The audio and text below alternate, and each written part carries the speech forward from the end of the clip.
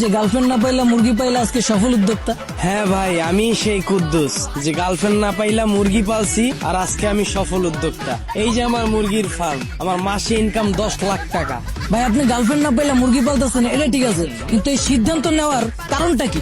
অনেক কারণ আছে, একটা একটা করে কই। বর্তমানে একটা গার্লফ্রেন্ড পালতে কত খরচ জানেন আপনি? আপনি যতবার তার সাথে দেখা করবেন ততবারই তাকে রেস্টুরেন্টে নিয়ে যেতে হবে। 10 টাকার বাদাম নিয়ে পার্কে বসে 3 ঘন্টা পার করবেন, ওই দিন শেষ। এবার হিসাবে আসেন, তার সাথে আপনি যদি মাসে অন্তত 10 দিন দেখা করেন, 10 দিনই তাকে রেস্টুরেন্টে নিয়ে যেতে হবে। আর 10 দিনের রেস্টুরেন্টে নিয়ে গেলে অন্তত খরচ আছে 10,000 টাকা। এটা তো গেল প্রাথমিক খরচ। এর উপর আছে তার জন্মদিন, এর উপরে আছে তার সাথে আপনার যখনই ঝগড়া লাগবে তার রাগ ভাঙানোর জন্য বিভিন্ন গিফট। এই হাবি জাবি সব খরচ মিলে আমি হিসাব করে দেখলাম 6 মাসে খরচ আছে গার্লফ্রেন্ডের পিছনে অন্তত 1 লাখ টাকা। তো যে গার্লফ্রেন্ড না পাইলা মুরগি পাইলা আজকে সফল উদ্যোক্তা।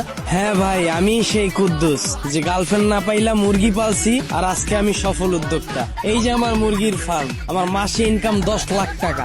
ভাই আপনি গার্লফ্রেন্ড না পাইলা মুরগি পালতেছেন এটা ঠিক আছে, কিন্তু এই সিদ্ধান্ত নেওয়ার কারণটা কি?